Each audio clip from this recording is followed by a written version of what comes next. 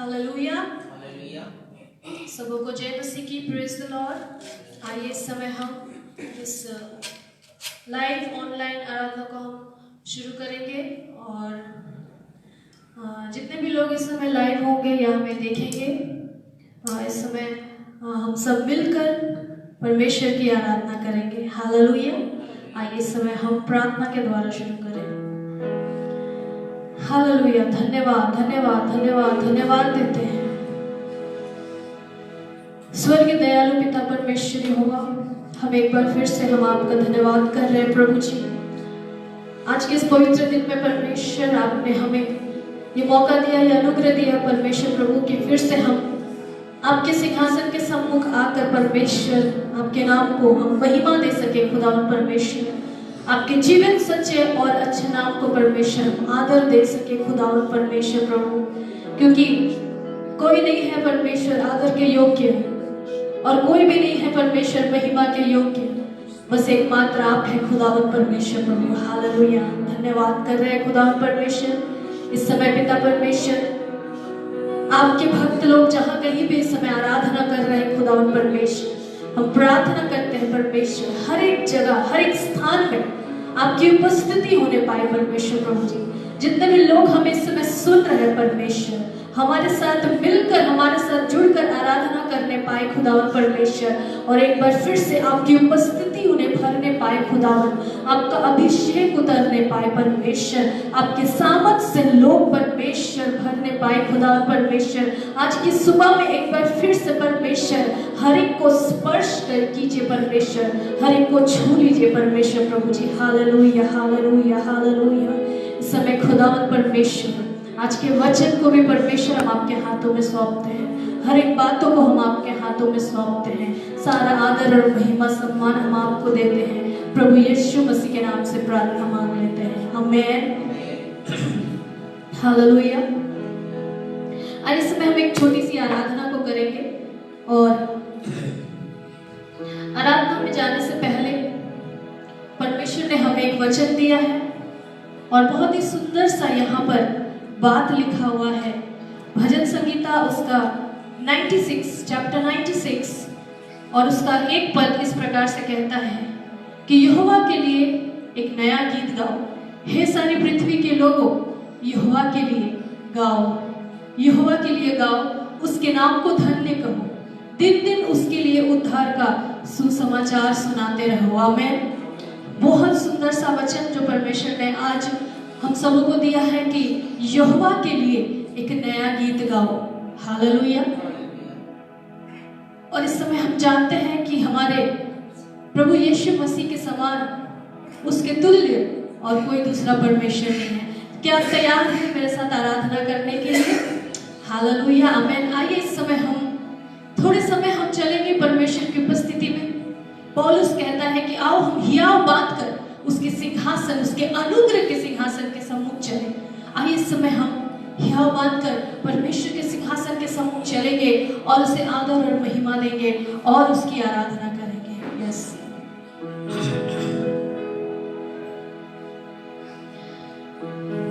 कोई नहीं है आदर के योग्य, बस एक तू खुदा,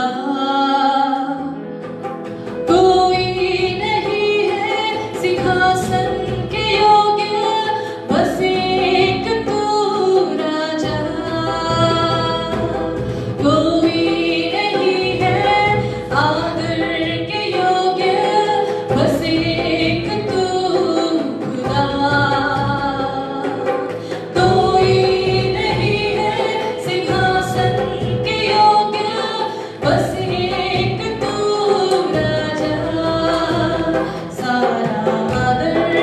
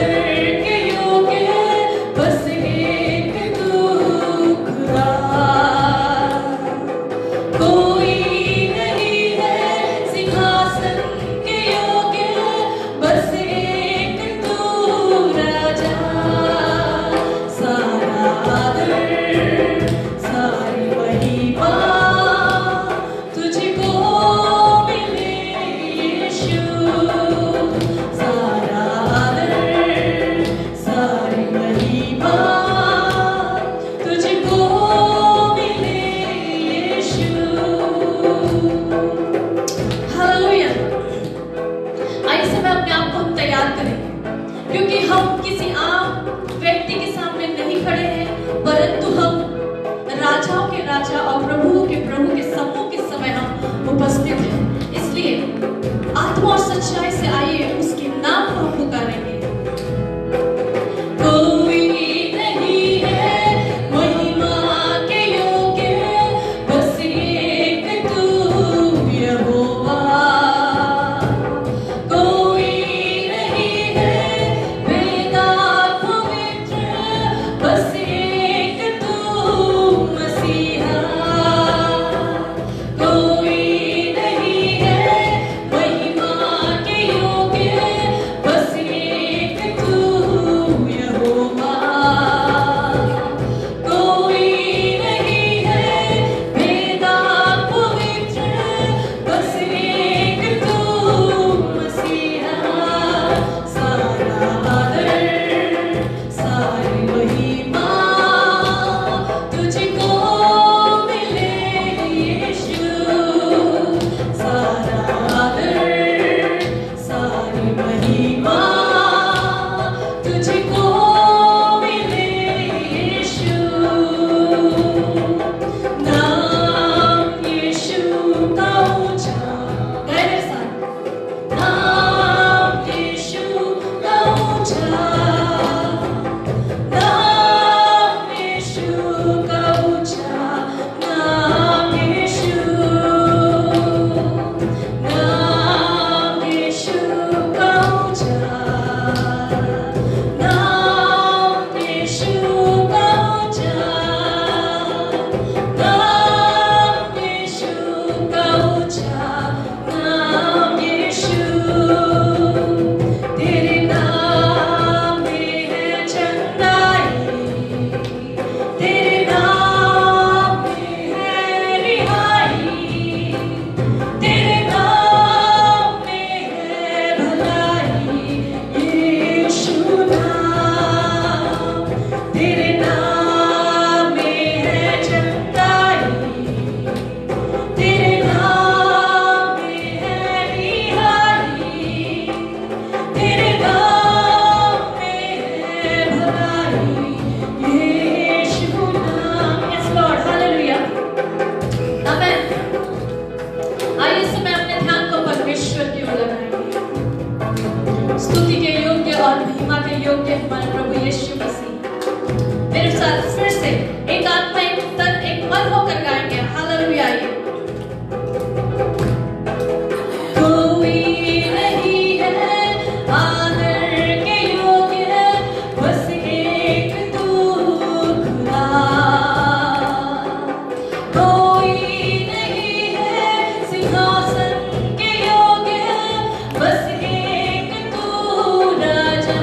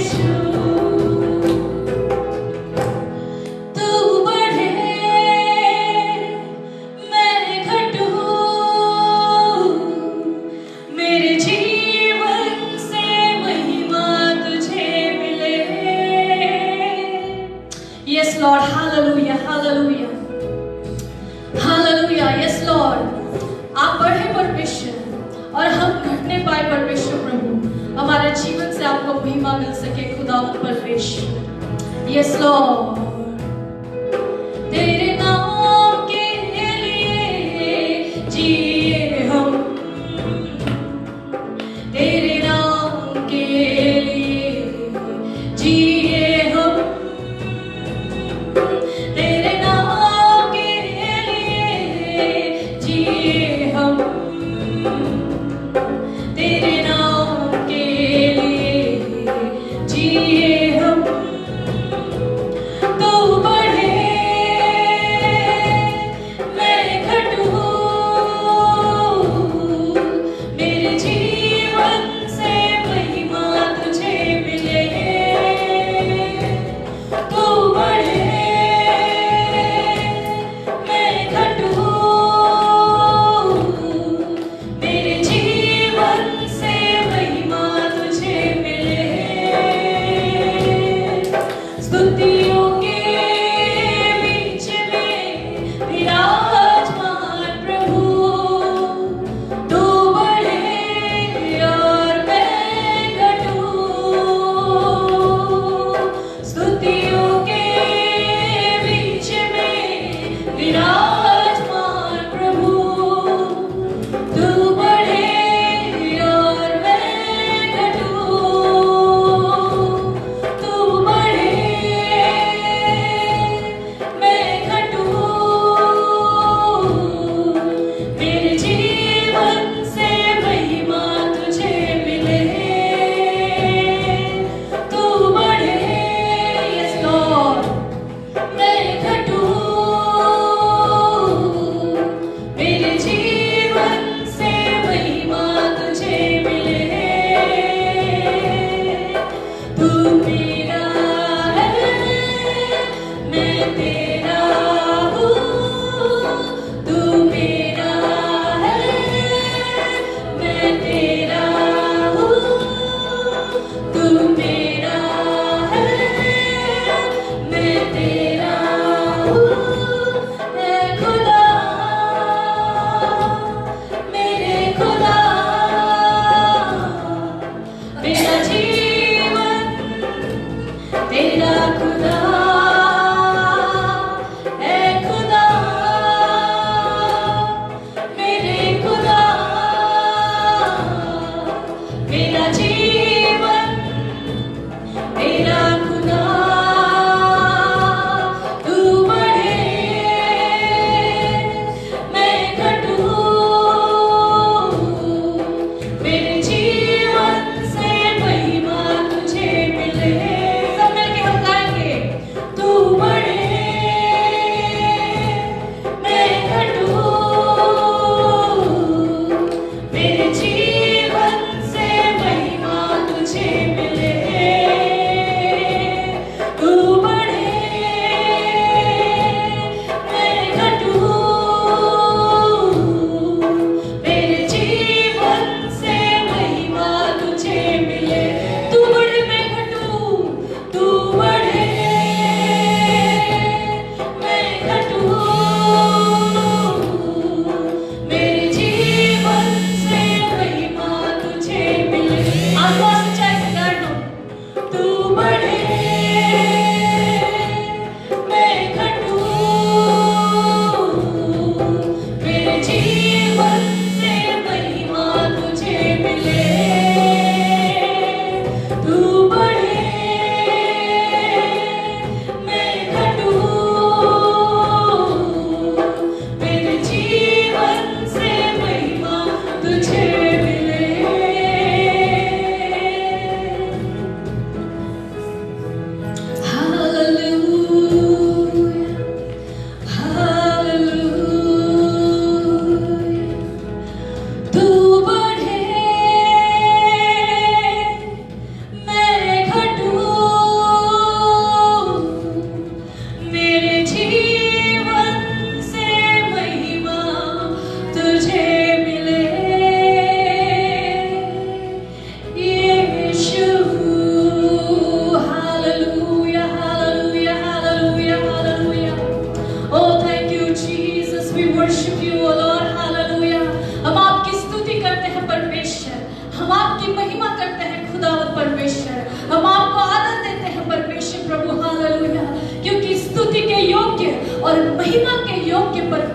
आप हैं, आप महान सृष्टिकर्ता परमेश्वर, आप राजा हैं, आप प्रभु हैं, आप हमारा स्वामी है परमेश्वर। ऊंचे सिंहासन में विराजमान रहते हैं खुदावंद परमेश्वर। स्वर्गदूतों की स्तुति में आप विराजमान रहते हैं परमेश्वर।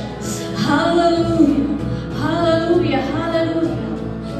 आपके जैसा कोई दूसरा परमेश्वर नहीं है खुदावंद। ओ हालेलुया। मनुष्य क्या है कि तू उसे याद करे प्रभु। मनुष्य क्या है परमेश्वर कि आप उसे स्मरण करें खुदावंद। परंतु हम धन्यवाद करते हैं खुदावंद परमेश्वर आपके अनुग्रह के लिए खुदावंद। ओ आपके अनुग्रह के द्वारा परमेश्वर आज हम जीवित पाए जाते हैं परमेश्वर। ओ हालेलुया। अपनी महिमा के लिए पिता परमेश्वर हम सबों को इस्तेमाल कीजिए परमेश्वर, अपने राज्य के लिए खुदावंद परमेश्वर। हालेलुया। आप बढ़े और हम घटे खुदावंद परमेश्वर। हमारे जीवन से सिर्फ आपको महिमा मिल सके खुदावंद परमेश्वर। यस लॉर्ड, ये आराधना परमेश्वर हम आपको समर्पण करते हैं खुदावंद। इसे ग्रहण करें अपने स्वर्ग राज में परमेश्वर। सारा आदर और महिमा हम आपको देते हैं प्रभु यीशु मसीह के नाम से मांगते हैं, आमीन। हालेलुया।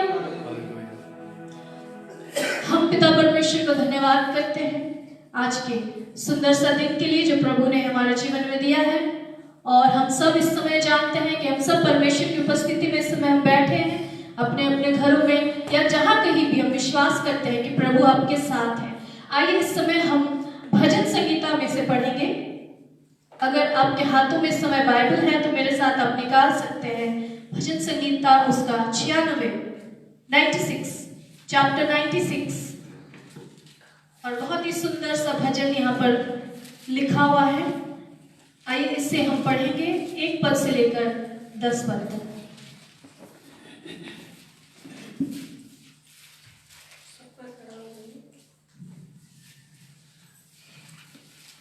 यहोवा के लिए एक नया गीत गाओ, हे सारी पृथ्वी के लोगों, यहोवा के लिए गाओ, यहोवा के लिए गाओ, उसके नाम को धन्य कहो। दिन दिन उसके किए हुए उद्धार का सुसमाचार सुनाते रहो।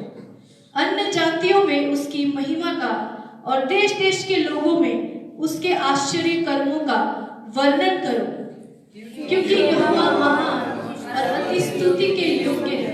वो तो सब देवताओं से अधिक भी योग्य है, क्योंकि देश देश के सब देवता तो मूर्तें ही हैं, परंतु यहोवा ही ने स्वर्ग को बनाया है। उसके चारों ओर विभव और ऐश्वर्य है, उसके पवित्र स्थान में सामर्थ और शोभा है। हे देश देश के कुलों, यहोवा का गुण अनुवाद करो, यहोवा की महिमा और सामर्थ को मानो। यहोवा के नाम की ऐसी महिमा करो जो उसके योग्य है। भेंट लेकर उसके आंगनों में आओ, पवित्रता से शोभायमान होकर यहोवा को दंडवत करो। हे सारी पृथ्वी के लोगों, उसके सामने कांपते रहो। 10 पद हम एक साथ पढ़ेंगे। जाति जाति में कहो, यहोवा राजा हुआ है, और जगत ऐसा स्थिर है कि वो टलने का नहीं। वो देश देश के लोगों का न्याय सिधाई से करेगा। आमीन। परमेश्वर इस पढ़े हुए वचन में आशीष दे। और आइए इस समय हम परमेश्वर के वचन को सुनेंगे। और क्या आप तैयार हैं परमेश्वर के वचन को सुनने के लिए? इस समय हमारे बीच में assembly of God church Bokaro से पास्टर सत्य प्रकाश जायसवाल हमारे बीच में आएंगे और परमेश्वर के वचन को इस समय सुनाएंगे।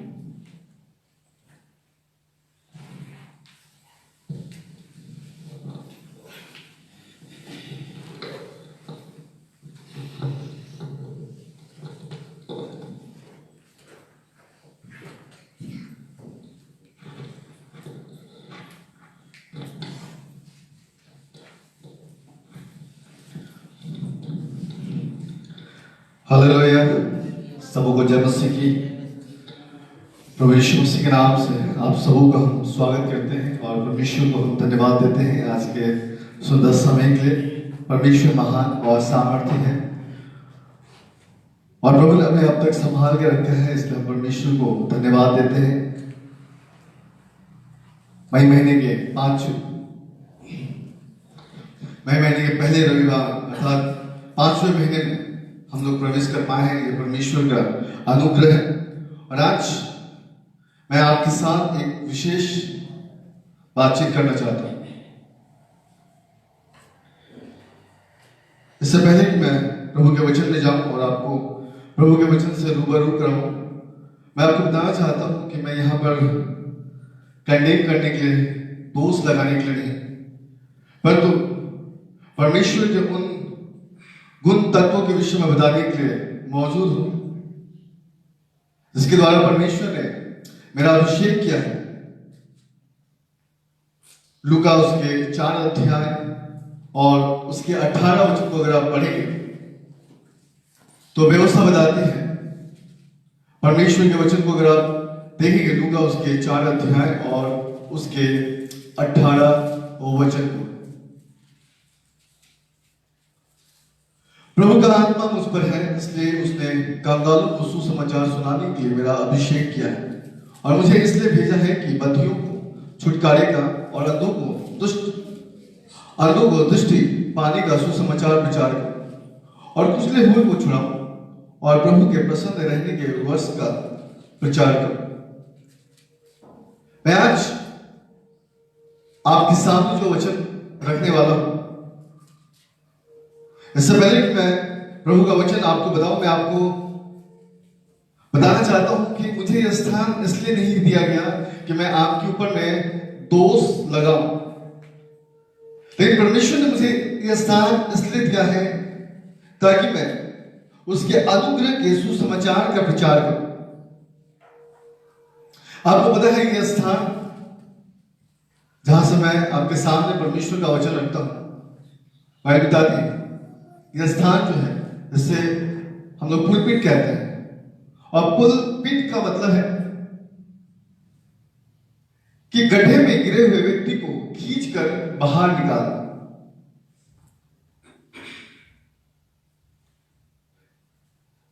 जब मैं परमेश्वर के वचन को पढ़ रहा था और प्रभु से प्रार्थना कर रहा था कि परमेश्वर एक ऐसा वचन आप मुझे दीजिए ताकि मेरे कलीसिया अर्थात उन लोगों के जीवन में जो परमेश्वर के वचन को सुनेंगे, प्रभु उनको आत्मा में बढ़ाए। और परमेश्वर ने मुझे एक वचन दिया जिसके साथ मैं आज आपके सामने रखना चाहता हूं। पहला यूहन्ना, दूसरा यूहन्ना और तीसरा यूहन्ना। जब इस 3 पुस्तक को हम देखते हैं, इन 3 पुस्तक के माध्यम से हम एक बार यूहन्ना हमें बताने की कोशिश करता है,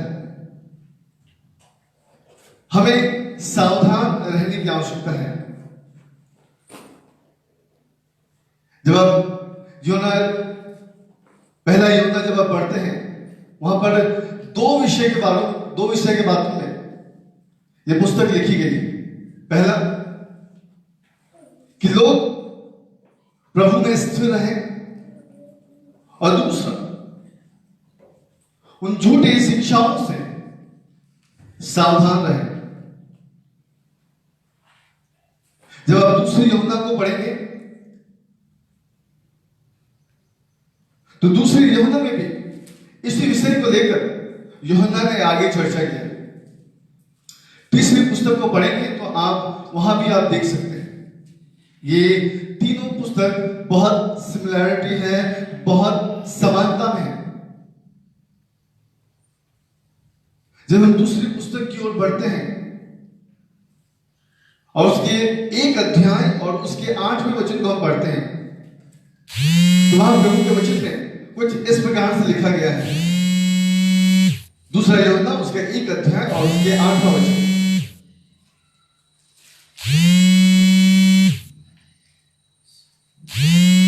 अपने विषय में चौकस रहो कि जो परिश्रम हमने किया है उसको तुम गवा न दो, वरन उसका पूरा प्रतिफल पाओ। बाइबल बताती है कि अपने विषय में चौकस रहो। जो परिश्रम हमने किया है उसको तुम गवा ना दो, वरन उसका पूरा प्रतिफल पाओ। आज मेरा सब्जेक्ट है लुक टू योरसेल्फ। आइए हम अपने आप को देखें, अपने आप को जांचें, अपने आप को परखें।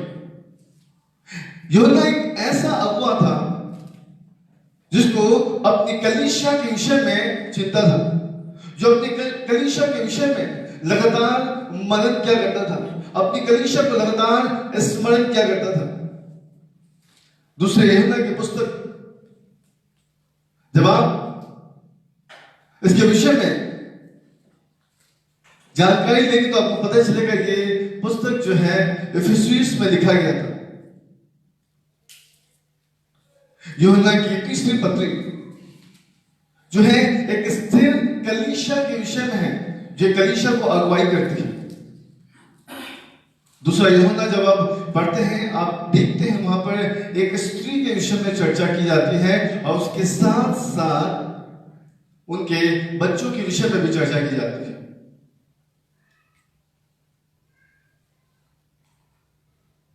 आप जब स्त्री के विषय में आप देखेंगे, इसका स्त्री के विषय में इसका नाम तो नहीं बताया गया, लेकिन इस बात से पता चलता है कि वह स्त्री विवाहित थी और उसके बच्चे भी थे। लेकिन जब आप इस अध्याय को आप पढ़ते हैं तो आप देखेंगे कि उस स्त्री के पति के विषय में कोई भी चर्चा नहीं है। इसका मतलब है वह स्त्री विधवा थी और उसके बच्चे भी थे, और ये एक स्थिर कलीसिया थी जिसके विषय में यूहन्ना को बहुत ज्यादा चिंता था, क्योंकि कुछ ऐसे झूठे भविष्यवक्ता खड़े हो गए थे और यूहन्ना को इस प्रकार से लगता था कि कहीं ऐसे लोग इस कलीसिया को बलगरा ना दे। मेरे प्रियो, मैं आज आपको बताना चाहता हूं, प्रभु के वचन में लिखा है दूसरा यूहन्ना उसके 1 अध्याय और उसके 8वें वचन में, अपने विषय में चौकस रहो। अपने विषय में सावधान रहने की आवश्यकता है कि जो परिश्रम हमने किया है उसको तुम गवा ना दो, वरन उसका पूरा प्रतिफल पाओ। यूहन्ना चाहता है कि इस कलीसिया के प्रति जो उसकी परिश्रम थी वो व्यर्थ ना जाए। आज मैं आपको बताना चाहता हूं, आज लॉकडाउन के द्वारा सारी कलीसियाएं बंद पड़ी हुई है। लोग अपने घर पर बैठकर परमेश्वर की आराधना कर रहे हैं, लेकिन हर एक प्रभु का दास अपने स्थान में जागते रहता है और प्रार्थना करते रहता है कि कहीं उसकी कलीसिया के लोग भटक ना जाए। आज आप देखिएगा कई ऐसे लोग खड़े हो गए हैं। मैं आपको बताना चाहता हूं, केवल कीबोर्ड पकड़ लेना, गिटार पकड़ लेने का मतलब ये नहीं कि आप परमेश्वर के द्वारा बुलाए गए हैं, लेकिन मैं आपको बताना चाहता हूं कि आपको अपने विश्वास के अनुसार आपको अपने बुलाहट को पहचानने की आवश्यकता है। इफिसियों उसके 4 अध्याय उसके पहले वचन में लिखा है कि जिस बुलाहट में बुलाए गए हो उस बुलाहट में स्थिर रहो। मेरे प्रियो, मैं आज आपको बताना चाहता हूं कि व्यवस्था कहती है कि हमें चौकस रहने की आवश्यकता है। जो परिश्रम हमने किया है उसको तुम न खोना, वरन उसका पूरा प्रतिफल पाना। मैं आज आपको बताना चाहता हूं कि हर एक परमेश्वर के पवित्र जन हर एक कलीसियाओं के लिए प्रार्थना कर रहा है, हर एक विश्वासियों के लिए प्रार्थना कर रहा है। मैं आपको बताना चाहता हूं कि आपका मन व्याकुल नहीं होना चाहिए। आज भी प्रभु के जन लोग ऑनलाइन आकर परमेश्वर का वचन दे रहे कि उनके विश्वासी जो हैं, उनके परमेश्वर की जो डरवैया हैं वो भूखे ना रहे, बल्कि आत्मिक वृद्धि से तृप्त होने पाए। मेरे प्रियो, मैं आपको बताना चाहता हूं, व्यवस्था बताती है Deuteronomy chapter 6 verse 4 में व्यवस्था विवरण उसके 6 अध्याय और उसके 4 वचन को आप पढ़ेंगे, वहां पर लिखा है कि सुन यहोवा परमेश्वर, यहोवा एक ही है। और तू अपने परमेश्वर यहोवा से अपने सारे मन और सारे प्राण और सारी शक्ति के साथ प्रेम रखना, और ये आज्ञा जो आज तुझको सुनाता हूं वे तेरे मन में बनी रहे, और तू इन्हें अपने बाल बच्चों को समझाकर सिखाया करना, और घर में बैठे मार्ग पर चलते लेटते उठते इनकी चर्चा किया करना। मेरे प्रिय, मैं आपको बताना चाहता हूं कि यहोवा परमेश्वर एक ही है। पौलुस कहता है क्या प्रभु बढ़ गया है?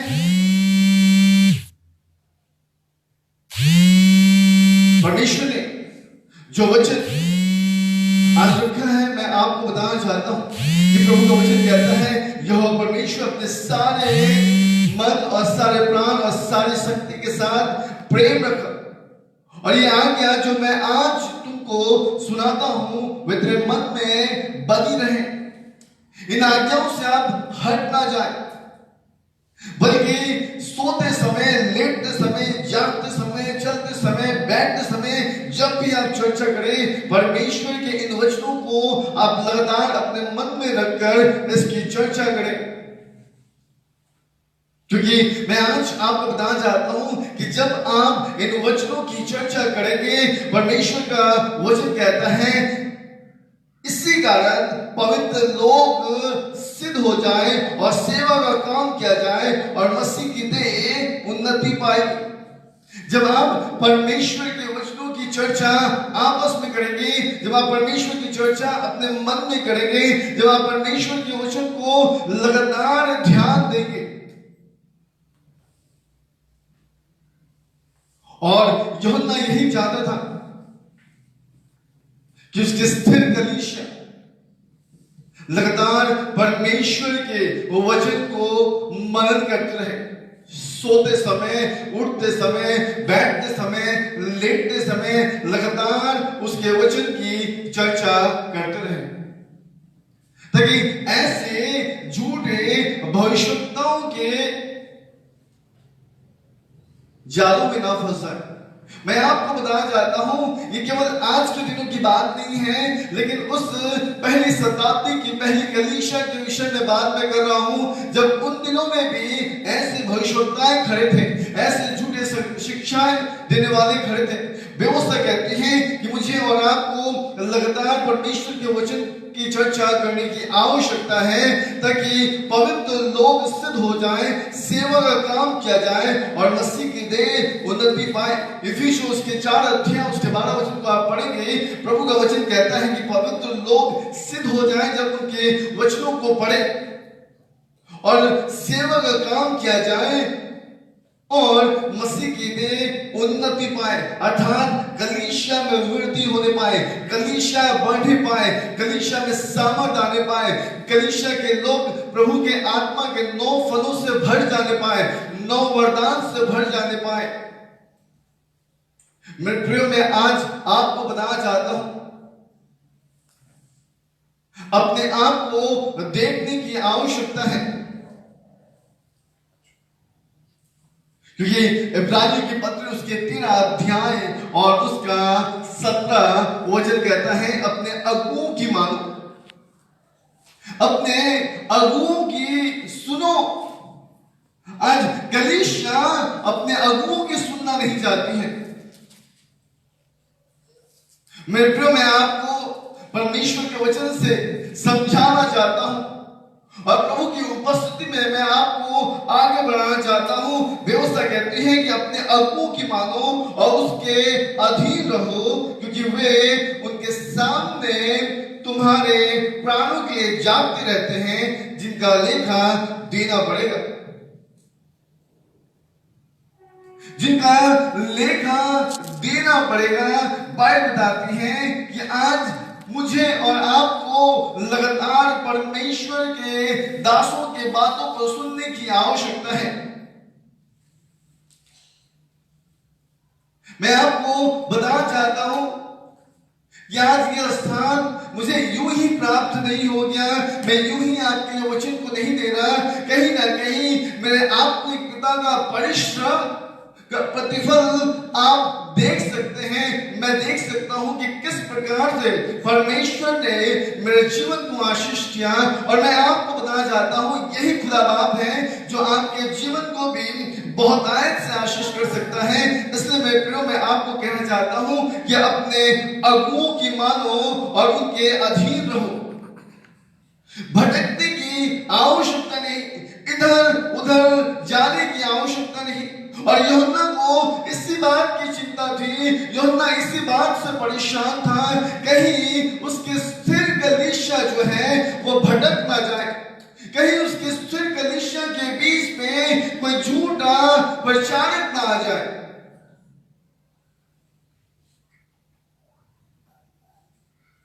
मैं आपको बताना चाहता हूं कि परमेश्वर का वचन कहता है कि आज अपने अगुओं की मांग और उनके अधीन रहो, क्योंकि वे उनके सामने तुम्हारे प्राण के लिए जागते रहते हैं, जिन्हें लेखा देना पड़ेगा।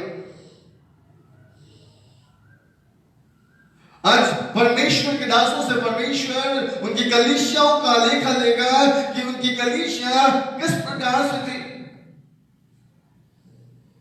आप में से कौन ऐसा है जो चाहता है कि आपका आत्मिक पिता आपके सामने, आप स्वर्ग में हो और आपका आत्मिक पिता नरक में हो?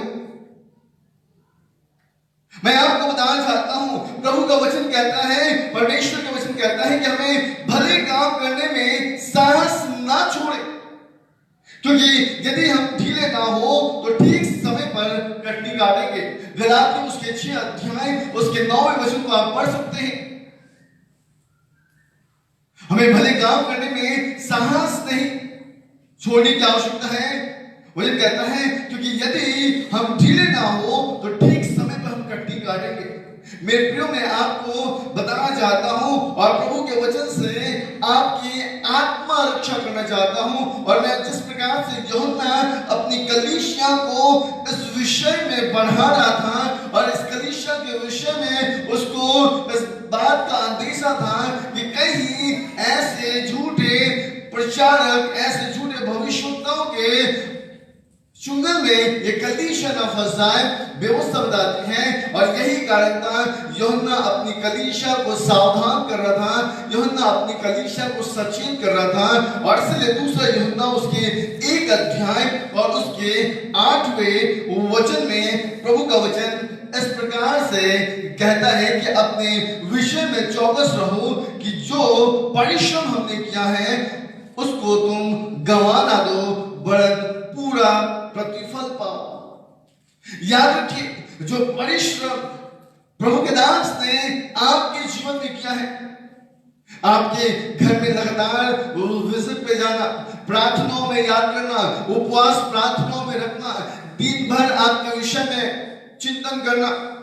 मेरे प्रियो, मैं आपको बताना चाहता हूं, आइए हम अपने आप को जांचें, आइए हम अपने विषय में ध्यान दें, अपने आप को देखो कि उन पवित्र सिद्धांतों को मत खो जो पवित्र आत्मा के द्वारा आपके दिलों में बसाया गया है। परमेश्वर के जन जिन्होंने लगातार परमेश्वर की शिक्षाओं के द्वारा आपको बढ़ाया है, उठाया है, हर वक्त लगातार आपके विषय में चिंता करते रहते हैं। आइए हम अपने आप को जांचें, कहीं ऐसा तो नहीं कि उनके शिक्षाओं का प्रतिफल शून्य हो गया है, उनके शिक्षाओं का प्रतिफल का आज कोई भी रिजल्ट नहीं निकल रहा है, आज कलीसियाएं उन्नति नहीं पा रही हैं। आइए मेरे साथ एक वचन निकालिएगा, इब्रानियों की पत्री उसके 2 अध्याय और उसके हम उन बातों पर इस कारण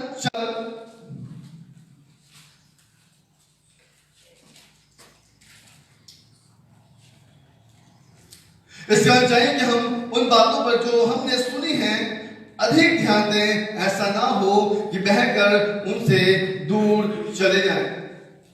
भाई कहते हैं कि इस कारण हमें उन बातों पर ध्यान देने की आवश्यकता है जो बातें हमने सुनी हैं, और उस पर अधिक से अधिक ध्यान दें, कहीं ऐसा ना हो कि हम उस विश्वास से हटकर कहीं और हम चले जाएं। मैं आपको बताना चाहता हूं, परमेश्वर का वचन जिसे आप अपने पास रखते हैं, ये व्यवस्था जो हमारे उद्धार का कारण ठहरती है, मैं आपको बताना चाहता हूं कि कहीं ऐसा ना हो कि आप विश्वास से हटकर कहीं और ही चले जाएं।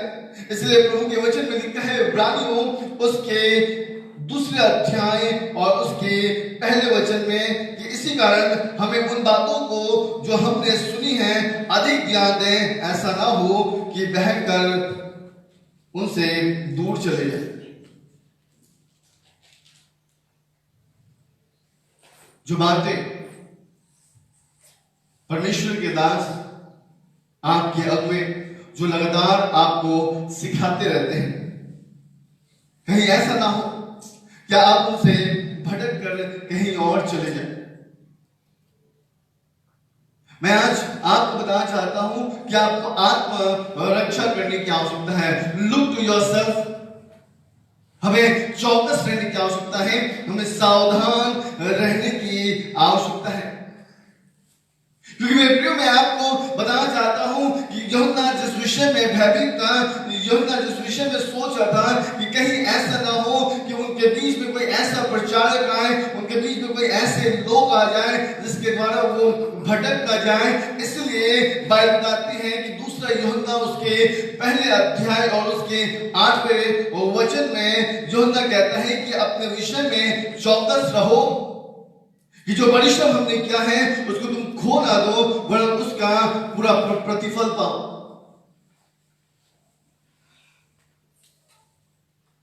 मैं आपको बताना चाहता हूं परमेश्वर का वचन स्पष्ट है, और इसलिए मैं आज आपको आत्मरक्षा करने के लिए कहना चाहता हूं कि जो वचन के द्वारा, प्रार्थना के द्वारा, जो परिश्रम के द्वारा आपको सींचा गया है, बाइबल बताती है कि कहीं ऐसा ना हो कि उससे बहकर आप दूर चले जाएं। इसलिए मेरे भाइयों, मैं आपको परमेश्वर का वही सुसमाचार बताता हूं जो पहले भी आपने सुन चुके हैं। आप मेरे साथ निकाल सकते हैं पहला कुरिन्थियों उसके 15 अध्याय और उसके पहले और दूसरे वचन को।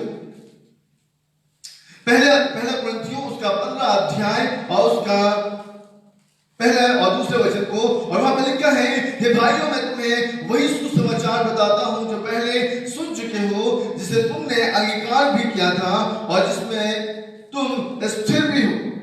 उसी के द्वारा तुम्हारा उद्धार भी होता है, यदि सुसमाचार को जो मैंने तुम्हें सुनाया था स्मरण रखते हो, नहीं तो तुम्हारा विश्वास करना व्यर्थ हुआ है। वह कहते हैं अगर तुमने उन वचनों पर जो वचन हमने तुम्हें सिखाया है, उन वचनों को जो हमने तुम्हें बताया है, अगर तुम उन वचनों के अनुसार अगर नहीं चलते हो, तो मैं आपको बताना चाहता हूं कि तुम्हारा विश्वास करना भी व्यर्थ है।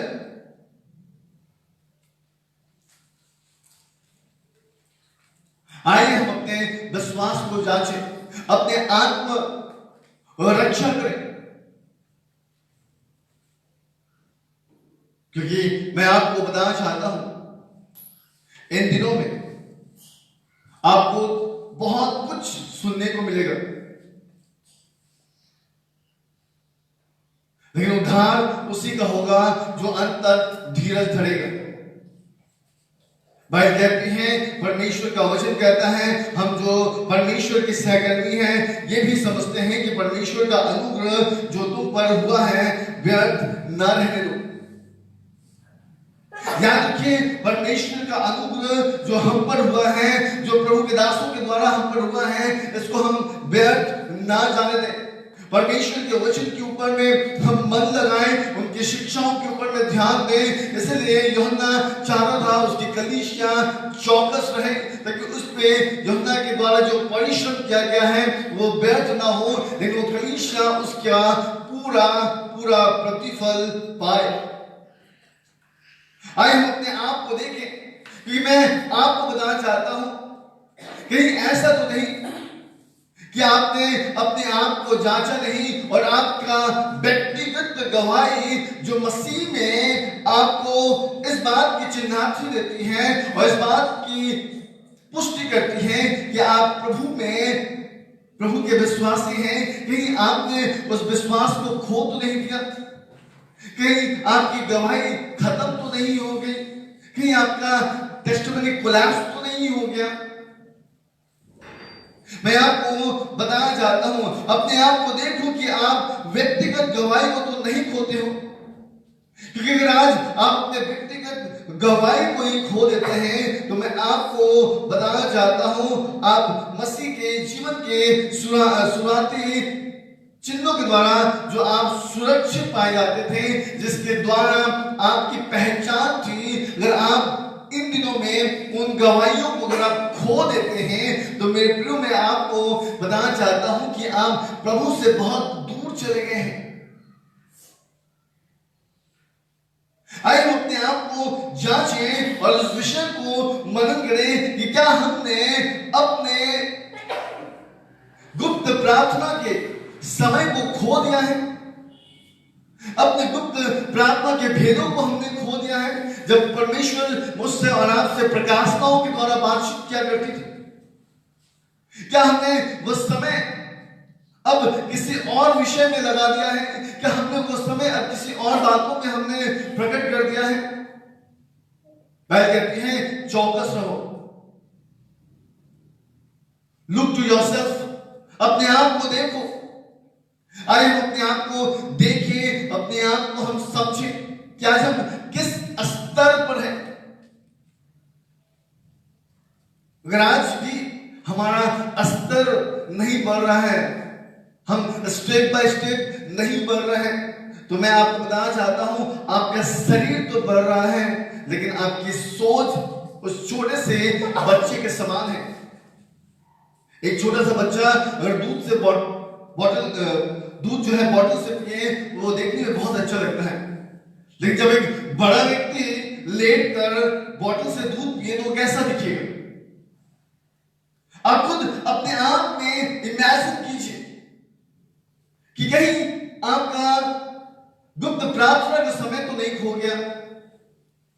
मेरे प्रियो मैं आपको बताना चाहता हूं, आपको प्रभु में मैं आपको एक स्तर उठाना चाहता हूं। आइए अपने आप को देखिए, लुक टू योरसेल्फ, अपने आप को देखिए कि आपने अपने घरेलू कर्तव्य के कारण, अपने घर के कामों के कारण, अपने उस स्वार्थ के कारण हमने परमेश्वर की उपस्थिति में आना क्या बंद कर दिया? क्योंकि मेरे प्रियो मैं आपको बताना चाहता हूं, प्रभु का दास यूहन्ना चिंता में था। वो चिंता में था कि उसकी कलीसिया जब यीशु मसीह आएंगे तो क्या उसकी कलीसिया बादलों में उठाई जा पाएगी? ये समय है कि हम परमेश्वर के पास आए, ये समय है हम अपने आप को जांचें, ये समय है कि हम अपना जीवन परमेश्वर को हम समर्पित करें। अपने आप को देखें कि आप अपने स्वार्थ के लिए अपना पहला प्रेम को तो नहीं भूल गए, क्योंकि अगर आज आप अपना पहला प्रेम उस खुदावंद यीशु मसीह को अगर आप भूल गए हैं तो मैं आपको बताना चाहता हूं कि आज आप विश्वासी के कोई भी शब्द आपके अंदर में काम नहीं करते।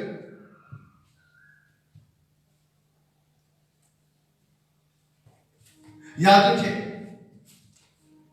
प्रकाशित वाक्य कहता है, और उसके 3 अध्याय और उसका 15 वचन को अगर आप मेरे साथ निकालेंगे, रेवलेशन चैप्टर 3 वर्स 15,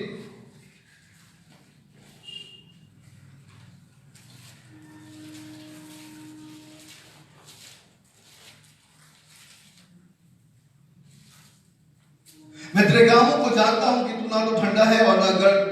भला होता कि तू ठंडा या गर्म होता। वह व्यक्ति है, परमेश्वर हमारे कामों को जानता है। आइए हम अपने आत्मा और रक्षा की बातों को हम सोचें, विचार करें। कहीं ना ऐसा ना हो लेटे लेटे दूसरी ओर विचार करते करते, ऐसा ना हो चिंता करते करते हमारा दिन बीत जाए और प्रभु का समय आ जाए। मेरे प्रियो, परमेश्वर का वचन कहता है अपने आप को जांचो। यूहन्ना चाहता था कि उसकी कलीसिया चौकस रहे, सावधान रहे।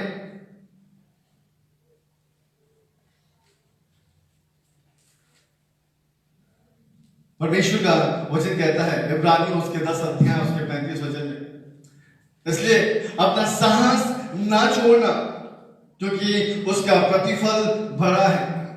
अपना यह मत छोड़ना, अपने विश्वास को टूटने मत देना, अपने विश्वास में नापाक के काम को ना होने देना, क्योंकि व्यवस्था बताती है उसका प्रतिफल बड़ा है, उसका प्रतिफल बड़ा है। मेरे प्रियो, इसलिए आज मुझे और आपको अपने आत्मरक्षा करने की आवश्यकता है।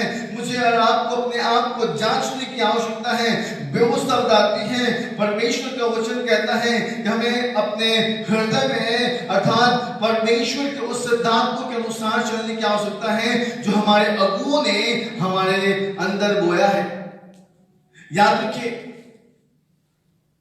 अगर आप उस बीज को बढ़ने नहीं देंगे, उस बीज को अगर आप बढ़ने नहीं देंगे, कभी भी आपके अंदर में फल उत्पन्न नहीं हो पाएगा। अपने आप को जांचिए, अपने आप को देखिए, कहीं आपकी व्यक्तिगत गवाही तो खत्म नहीं हो गई। अपने आप को देखिए, अपने आप को जांचिए कि आपके गुप्त प्रार्थना करने का समय तो खत्म नहीं हो गया। अपने आप को देखिए कि आप अपने घरेलू कर्तव्य के कारण आप परमेश्वर की उपस्थिति में आना तो बंद नहीं कर दिए। अपने आप को जांच कर देखिए कि आपने कहीं अपना पहला प्रेम तो नहीं छोड़ दिया। मेरे प्रियो, मैं आपको परमेश्वर के वचन में बढ़ाना चाहता हूं और आपको बताना चाहता हूं कि संत पौलुस कहते हैं इब्रानियों के पत्र उसके 10 अध्याय उसके 35वें वचन में कि अपना याद ना छोड़ना क्योंकि उसका प्रतिफल बड़ा है। उसका प्रतिफल बड़ा है। क्योंकि मैं आपको सावधान करना चाहता हूं, प्रभु के वचन से मैं आपको बताना चाहता हूं कि अगर प्रकाशित मार्ग उसके 3 अध्याय और उसके 11 वचन को आप पढ़ेंगे, बाइबल कहती है कि मैं शीघ्र आने वाला हूं और जो कुछ तेरे पास है उसे थामे रख कि कोई तेरे मुकुट छीन ना ले। कोई तेरा मुकुट छीन ना ले। मैं आपको बताना चाहता हूं कि परमेश्वर के दास को इस बात की चिंता थी कि कहीं वो स्थिर कलीसिया जो विश्वास के द्वारा और परमेश्वर के महिमा के द्वारा उसका प्रतिफल कहीं उसके जीवन से निकल ना जाए। इसलिए यूहन्ना इस पत्री को उस स्त्री के पास अर्थात उस स्थिर कलीसिया को लिखता है ताकि वो कलीसिया स्थिर हो जाए। और मैं आज आपको बताना चाहता हूं, आप जिस कलीसिया के भी विश्वासी हैं, मैं आपको बताना चाहता हूं व्यवस्था बताती है मैं शीघ्र ही आने वाला हूं और जो कुछ तेरे पास है उसे थामे रख कि कोई तेरा मुकुट छीन ना ले। क्योंकि परमेश्वर का वचन कहता है कि लगाने वाला और सींचने वाला दोनों एक हैं, परंतु हर एक व्यक्ति अपने ही परिश्रम के अनुसार अपनी मजदूरी पाएगा।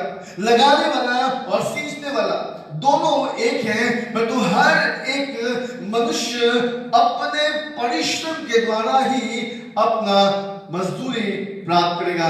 याद रखिए, अगर आप जैसा जीवन अर्जित करेंगे, जिस प्रकार का जीवन आप जिएंगे, उसी प्रकार का प्रतिफल आपके जीवन में होगा। मेरे और आपके पास समय है कि हम अपने आप को जांचें, अपने आप को परखें। और इन दिनों में जब परमेश्वर का ये सामर्थ्य वचन इस प्रकार से कहता है कि लगाने वाला और सींचने वाला वाला दोनों एक ही हैं, परंतु हर एक व्यक्ति अपने ही परिश्रम के द्वारा अपना मजदूरी प्राप्त करेगा। तो मित्रों, मैं आपको बताना चाहता हूं, याद रखिए कि आप परमेश्वर में किस प्रकार से परिश्रम कर रहे हैं। क्योंकि अगर आप गलातियों की पुस्तक उसके 3 अध्याय और उसके 4 वचन को पढ़ेंगे तो आपको इस बात का अंदेशा होगा कि आप जब से लेकर अब तक आपने प्रभु में इतना दुख उठाया, तो क्या अब वह दुख व्यर्थ ठहरे?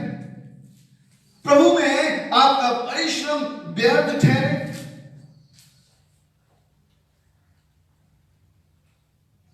आपने प्रभु के पास आने के लिए न जाने कितने रात आपने जागा होगा, न जाने कितने रात आपने घुटनों पे टेका होगा, न जाने आपने कितने बार फास्टिंग प्रेयर में आपने अपने आप को समर्पित किया होगा। याद रखिए, कहीं ऐसा ना हो कि वो परिश्रम व्यर्थ ठहर नहीं पाए। और यूहन्ना नहीं चाहता था कि उसका परिश्रम व्यर्थ ठहरे। आज कोई भी प्रभु का दास ये नहीं चाहता कि उसका परिश्रम व्यर्थ ठहरने पाए। आइए हम अपने आप को जांचें, क्योंकि अभी मैं केवल आपको अपने आप को जांचने के विषय में मैं आपको बता रहा हूं। Look to yourself.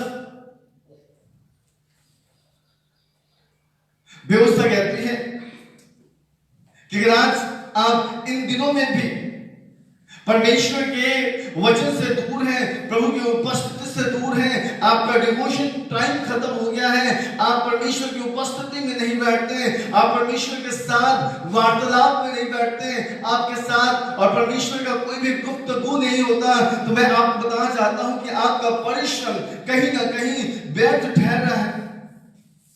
याद रखिए, आपका खुद का परिश्रम, क्योंकि व्यवस्था कहती है लगाने वाला और सींचने वाला दोनों एक ही हैं, परंतु हर एक मनुष्य अपने परिश्रम के द्वारा ही मजदूरी प्राप्त करेगा। याद रखिए, ये समय है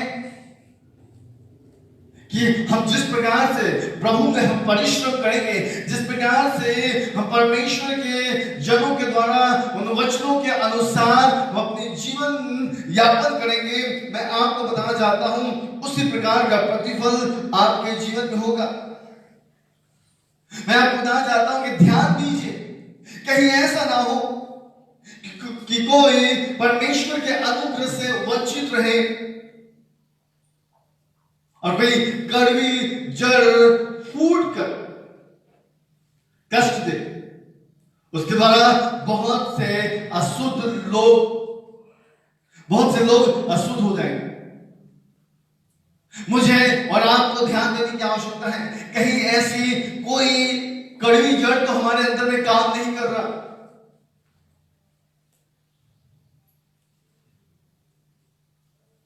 क्योंकि इन दिनों में लॉकडाउन के समय में बहुत लोग इस बात की भी मन में चिंता करते हैं, अरे प्रभु का जन हमें फोन नहीं कर रहा, हमें फोन पे याद नहीं कर रहा।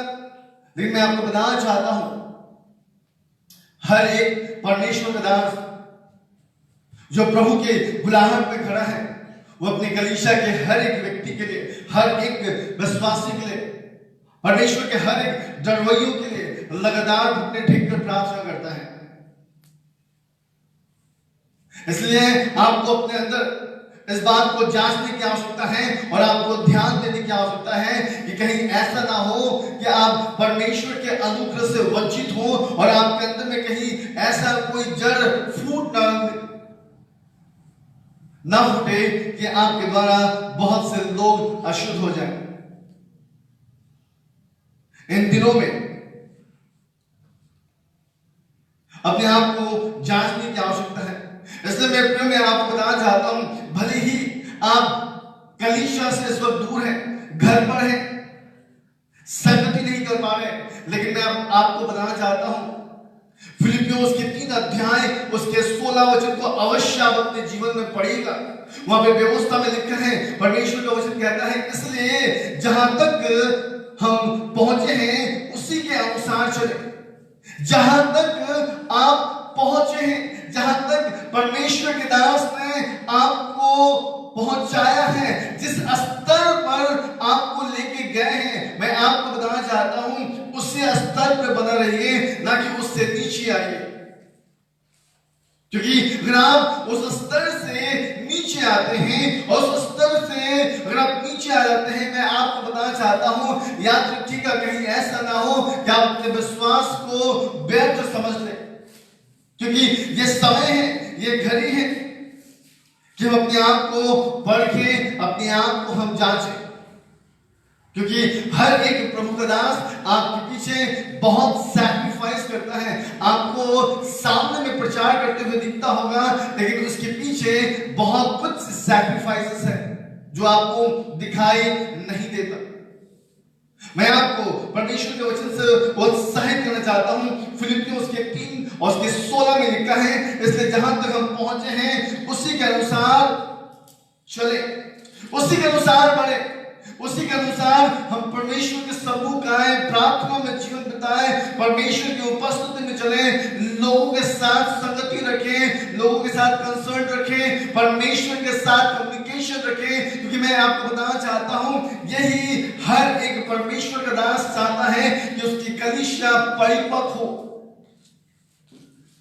व्यवस्था कहती है, आई मेरे साथ एक वचन निकालेगा, इब्रानियों के पत्र उसके 10 अध्याय और उसके 32 वचन, हिब्रू चैप्टर 10 वर्स 22, और प्रभु के वचन में लिखा है कि परंतु उन पहले दिनों को स्मरण करो जिसमें तुम ज्योति पाकर दुख के बड़े संघर्ष में स्थिर रहे। याद रखिए, उन दिनों को याद कीजिए जब आप परमेश्वर के पास आते थे और आपके परिवार के द्वारा, आपके लोगों के द्वारा, आपके निजी संबंधियों के द्वारा, आपके गली मोहल्लों के द्वारा, आपके पड़ोसियों के द्वारा जब आप सताए जाते थे, जिनमें तुम ज्योति पाकर दुखों के बड़े संघर्ष में स्थिर रहे। आज भी मैं आपको बताना चाहता हूं, स्थिर रहने की आवश्यकता है। आपको बहुत लोग बलगलाएंगे,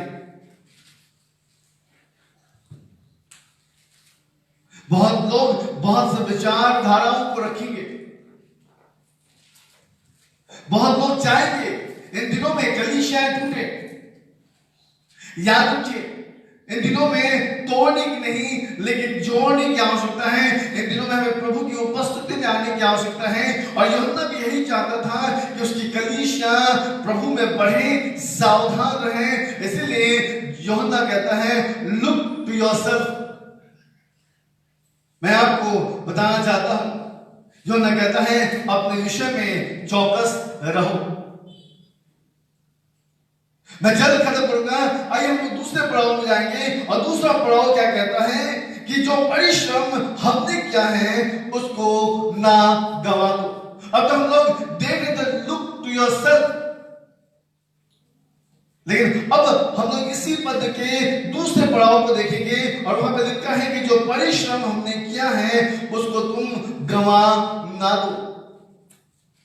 व्यवस्था कहती है, जब आप मेरे साथ गलातियों की पुस्तक उसका 4 अध्याय और उसके 11 वचन को आप पढ़ेंगे और बाइबल कहती है, मैं तुम्हारे विषय में डरता हूं कहीं ऐसा ना हो कि जो परिश्रम मैंने तुम्हारे लिए किया वो व्यर्थ ठहरे। पौलुस कहते हैं कि मैं तुम्हारे विषय में डरता हूं, मैं तुम्हारे विषय में भयभीत हूं, मैं तुम्हारे विषय में व्याकुल हूं, कहीं ऐसा ना हो कि जो परिश्रम मैंने तुम्हारे लिए किया है वो व्यर्थ है। याद रखिए, आपके लिए आपके जीवन में केवल आपका और आपके परिवार के विषय में चिंता होगा, लेकिन हर एक परमेश्वर का पवित्र जन वो अपने परिवार के साथ साथ अपनी कलीसियाओं के विषय में भी चिंता करता है। बाइबल कहती है, परमेश्वर का वचन कहता है कि पौलुस को इस विषय में वो भयभीत था। पौलुस कहता है कहीं ऐसा ना हो कि जो परिश्रम मैंने तुम्हारे लिए किया है वो व्यर्थ है। यीशु मसीह कहते हैं, जब आप मरकुस उसका 13 अध्याय को आप पढ़ेंगे और 13 अध्याय में यीशु मसीह ने इस बात का निवारण किया है और यीशु मसीह ने कहा है सावधान रहो कि कोई तुम्हें भरमा ना दे, क्योंकि हर एक कलीसिया के हर एक परमेश्वर के जनों को इस बात की चिंता थी, यीशु मसीह को भी इस बात की चिंता थी कि कहीं उनके चेले भरमा ना जाए शास्त्री फरीसियों के खमीर के द्वारा। याद रखिए इन दिनों में परमेश्वर के वचन की शिक्षा हमारे लिए बहुत महत्वपूर्ण है। ये बाइबल जो मेरे पास है, ये बाइबल जो आपके पास है, याद रखिए ये बाइबल हमें दोष लगाने के लिए नहीं, लेकिन ये बाइबल मेरे और आपके अपने निजी जीवन को सुधारने के लिए, ये बाइबल जो है मेरे और आपके जीवन को परमेश्वर के सम्मुख पवित्र बनाने के लिए मुझे और आपको परमेश्वर ने यह वचन दिया है। इसलिए यीशु मसीह कहते हैं मरकुस उसके 13 अध्याय में यीशु ने उनसे कहा कहीं ऐसा ना हो कि तुम भरमाए जाओ। बहुत सारे मेरे नाम से आकर कहेंगे मैं वही हूं और बहुतों को भरमाएंगे। याद रखिए एक ही बाइबल स्क्रिप्चर्स के द्वारा बहुत लोग बहुत प्रकार के इंटरप्रिटेशंस करते हैं, लेकिन मैं आपको बताना चाहता हूं कि आप पवित्र आत्मा के द्वारा उन विषयों को आप समझ सकते हैं। याद रखिए बाइबल हमेशा बताती है कि आपको किसी को परखने से पहले उसके फलों को देखने की आवश्यकता है, क्योंकि जो धर्मी होंगे, याद रखिएगा, जो धर्मी होंगे वे सर्वदा तारों के समान चमकते रहेंगे और बहुतों को धर्मी बनाएंगे। हालेलुया। जब आप डैनियल नबी की पुस्तक को आप पढ़ेंगे और उसके अंतिम अध्याय उसके 30वें वचन को जब आप पढ़ेंगे ना, वहां पे लिखा है कि जो धर्मी है वो तारों के समान चमकेंगे और बहुतों के धर्मी होने का कारण ठहरेंगे। याद रखिए किसी भी व्यक्ति के ऊपर में विश्वास करने से पहले अवश्य उसके फलों को आप देखें, अवश्य उसके अंदर में उन गुणों को देखें, क्योंकि मैं आपको सच कहना चाहता हूं परमेश्वर का वचन बड़े साफ रीति में कहता है।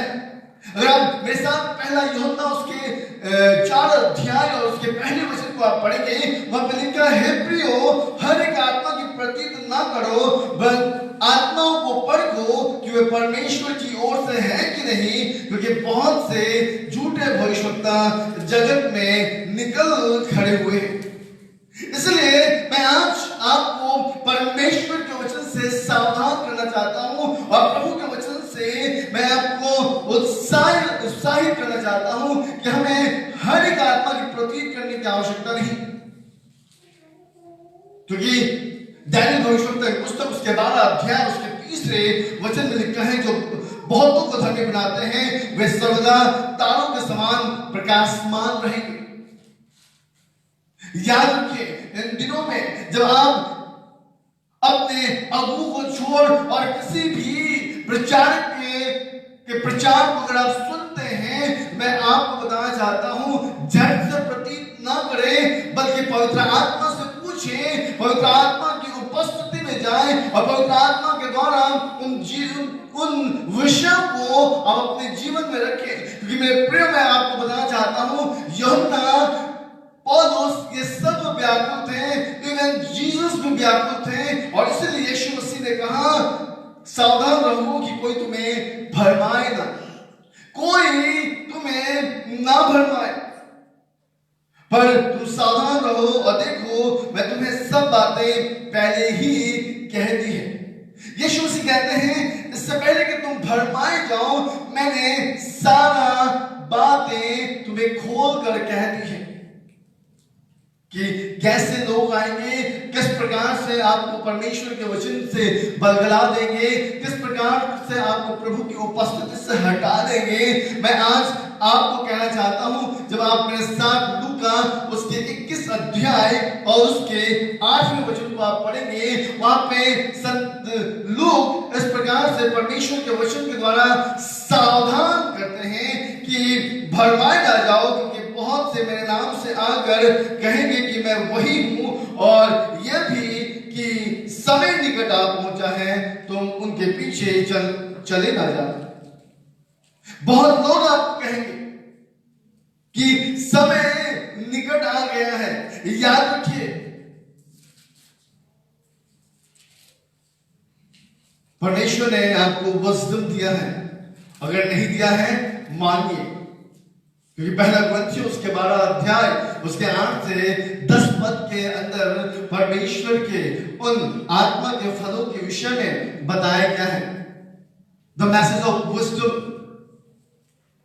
The message of knowledge, gift of faith, gift of feeling, ये सारे ये सारे फल जो है वहां पे बताए गए हैं। याद रखिए,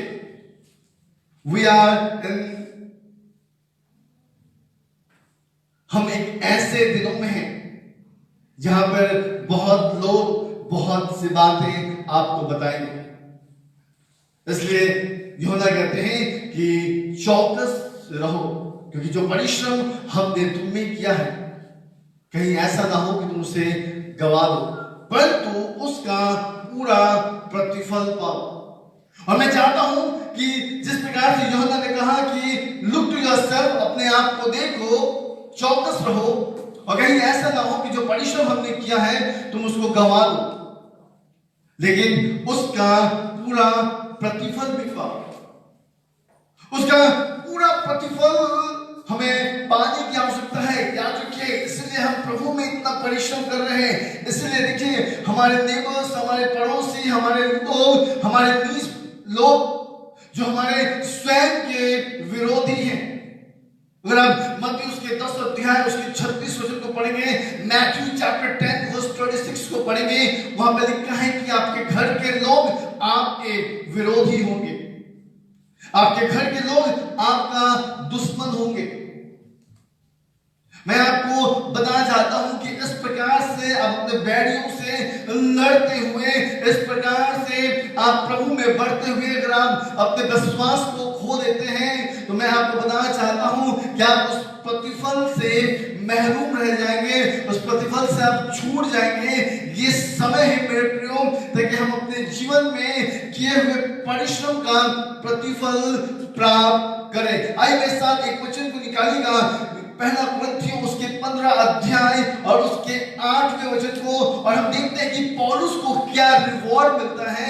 क्या वो रिवॉर्ड मुझे और आपको मिल सकता है क्या? पहला कुरिन्थियों, फर्स्ट कुरिन्थियंस चैप्टर 15 वर्स 8, पहला कुरिन्थियों उसके 15 अध्याय और उसके 8वें वचन को हम लोग पढ़ेंगे। और बाइबल कहती है कि सबके बाद मुझको भी दिखाई दिया जो मानो अधूरे दिनों का जन्मा हो। पौलुस कहता है कि सबके बाद मुझको भी दिखाई दिया जो मानो अधूरे दिनों का जन्मा है।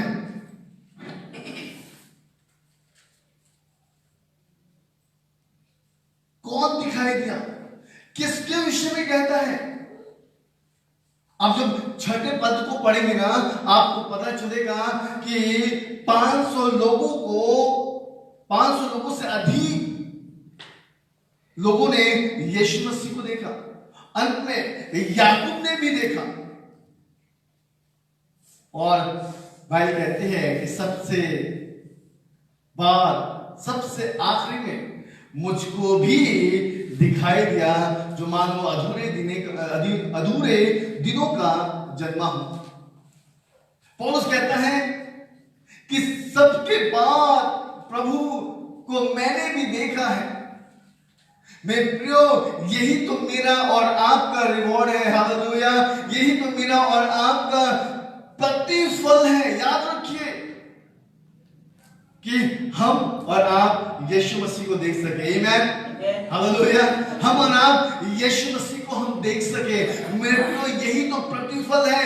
इसलिए तो आज हम परिश्रम करते हैं। इसलिए फिलिपियों के पत्री उसका 3 अध्याय और उसका 20वां वचन कहता है, फिलिपियंस चैप्टर 3 वर्स 20 में जब आप पढ़ेंगे, वहां पर लिखा है कि हमारा स्वदेश स्वर्ग है। हालेलुया! हमारा स्वदेश जो है वो स्वर्ग है। और इसलिए मेरे प्रियो मैं आज आपको बताना चाहता हूं कि जिस प्रकार से पौलुस ने प्रभु यीशु मसीह के दर्शन को पाकर वो तृप्त हुआ, क्या आप हमें से कोई नहीं जो प्रभु का दर्शन पाना चाहते हैं? हा? आज मैं आपको बताना चाहता हूं वही व्यक्ति प्रभु के साक्षात दर्शन को प्राप्त कर सकता है जो चौकस रहेगा, जो सावधान रहेगा और जो उनमें किए हुए परिश्रम को ना भूलते हुए उस प्रतिफल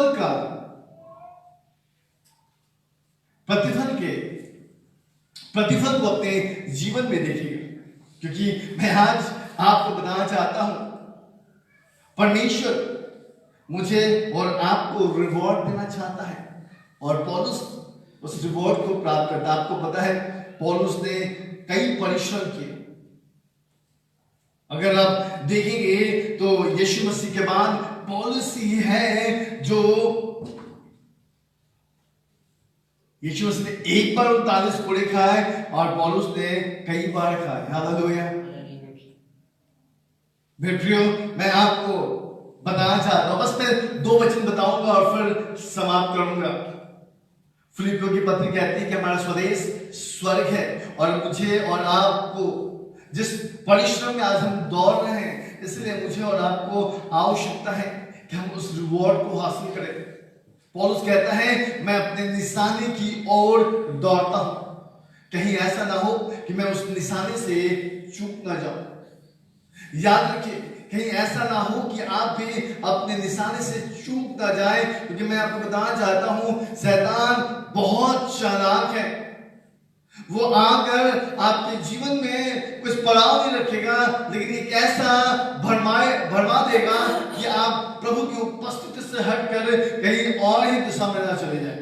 मेरे प्रियो इसलिए मैं आज आपको बताना चाहता हूं हर एक परमेश्वर का पवित्र जन इस विषय में चिंता करता है कि उसकी कलीसिया जो है इन दिनों में प्रार्थना करती है कि नहीं, उसकी कलीसिया जो है इन दिनों में प्रभु के वचन के अनुसार अपना जीवन अर्जित करती है कि नहीं। मेरे प्रियो मैं आज आपको बताना चाहता हूं कि अगर आज आप अपने जीवन में रिवॉर्ड लेना चाहते हैं तो मेरे साथ एक वचन निकाल सकते हैं। फिलिपियों के पत्र उसके 2 अध्याय और उसका 15 वचन कहता है ताकि तुम निर्दोष और भोले होकर टेढ़े और हठीले लोगों के बीच परमेश्वर के निष्कलंक संतान बने रहो, जिनके बीच में तुम जीवन का वचन लिए हुए जगत के जलते दीपक के समान दिखाई देते हो, कि मसीह के दिन मुझे घमंड करने का कारण हो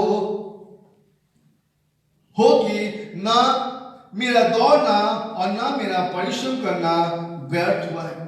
वह कहती है कि ना तो मेरा दौड़ना और ना तो मेरा परिश्रम व्यर्थ हुआ है, क्योंकि मैं प्रभु के उस सामर्थ के द्वारा, परमेश्वर के उस अनुग्रह के द्वारा हठीले लोगों के बीच में भी परमेश्वर के निष्कलंक संतान बने रहने और जिनके बीच में आज परमेश्वर का वो वचन लिए हुए भी जगत में जलते दीपक के समान दिखाई देते हो। मेरे प्रियो मैं आज आपको बताना चाहता हूं कि अगर आज आप परमेश्वर के वचन को लेकर चलते हैं, क्योंकि पौलुस एक बात कहता है, पहला पत्रस 4 उसके 11 वचन, माफ कीजिएगा, पहला पत्रस एक बात कहता है, पहला पत्रस उसके 4 अध्याय उसके 11 वचन में कि जब भी बोलो तो मानो ऐसा बोलो कि परमेश्वर का वो वचन बोलते हो। क्योंकि मैं आज आपको बताना चाहता हूं मेरा और आपके जीवन से केवल एक बात प्रस्तुत होने की आवश्यकता है और वो है परमेश्वर का वचन। और बाइबल स्पष्ट है और परमेश्वर के वचन में साफ साफ लिखा है, पहला कुरिन्थियों उसके 15 अध्याय और उसके 58 में, इसलिए हे मेरे प्रिय भाइयों दृढ़ और अटल रहो और प्रभु के काम में सर्वदा बढ़ते जाओ, क्योंकि यह जानते हो कि तुम्हारा परिश्रम प्रभु में व्यर्थ नहीं है। याद रखिए आप परमेश्वर में जो परिश्रम करते हैं, मैं आज आपको बताना चाहता हूं कि आपका परिश्रम प्रभु में व्यर्थ नहीं है, प्रभु में आपका परिश्रम व्यर्थ नहीं है।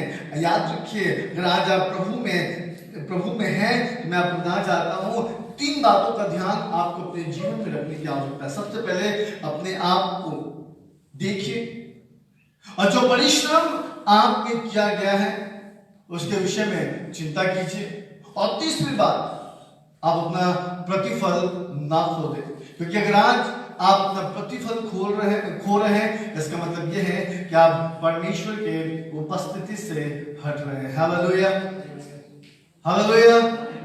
आइए इस वक्त हम अपने आंखों को बंद करेंगे, अपने स्थान में खड़े होंगे और हम इस वक्त प्रार्थना में जाएंगे और अपने मन को हम तैयार करेंगे। हम जहां कहीं भी हैं अपने आंखों को बंद करें, अपने दाहिने हाथ को उठाएं और हम परमेश्वर को हम धन्यवाद देंगे।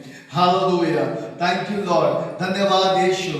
पवित्र परमेश्वर पिता, हम आपको धन्यवाद देते हैं प्रभु, आपके नाम की महिमा और आपकी प्रशंसा करते हैं प्यारे परमेश्वर पिता। हम धन्यवाद करते हैं प्रभु पिता, आज आपने एक बार फिर से अपने वचन से हमसे बातचीत किया प्रभु। आपका वचन कहता है अपने विषय में चौकस रहो कि जो परिश्रम हमने किया है उसको तुम खो ना दो, वरन उसका पूरा प्रतिफल पाओ। परमेश्वर, हम आपका धन्यवाद करते हैं प्रभु कि आज आपने अपने वचन के द्वारा एक बार फिर से हमें सावधान किया प्रभु, और इस बात का परमेश्वर पिता आदेश हमारे जीवन में रखा प्रभु कि कहीं ऐसा ना हो कि हम अपने पहले प्रेम से हम वंचित हो गए हो प्रभु। ऐसा ना हो कि हमारा प्रार्थना का गुप्त समय खत्म हो गया हो। ऐसा ना हो कि प्रभु हम अपने पारिवारिक कामों को छोड़कर परमेश्वर अपने पारिवारिक आपकी उपस्थिति को छोड़कर हम अपने पारिवारिक कामों में हम व्यस्त हो जाए प्रभु। ऐसा ना हो परमेश्वर कि पिता हम आपके सिद्धांतों से पिता हम मुंह मोड़ कर प्रभु